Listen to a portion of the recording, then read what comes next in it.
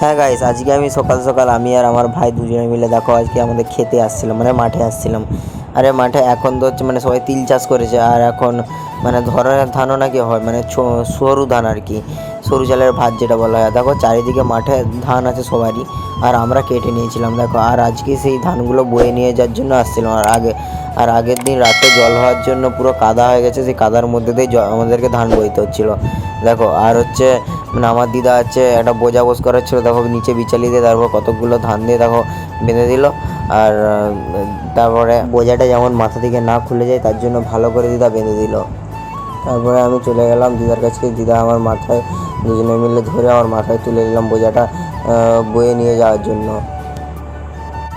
আর দেখো গাইস, এই ভারী বোঝাটা নিয়ে আমি যাচ্ছি এখন, মানে এই ধানের বোঝাটা নিয়ে যাচ্ছি এই মাঠের আল দিয়ে, মানে খুব রিক্সিভাবে। তো শুধু তোমাদের জন্য, তোমরা আমাকে একটু সাবস্ক্রাইব, একটু সাপোর্ট করো।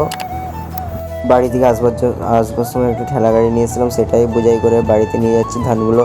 আর দেখো এই পথ ধরেই আমরা বাড়িতে যাব, আর তার জন্য আমি বেরিয়ে পড়লাম সেখান থেকে। আর আমি আর আমার দিদাই আসছিলাম, তাই দিদা দাঁড়িয়েছিল, ঠিল ছিল, আর আমি বাড়ি নিয়ে চলে আসলাম। Bye bye.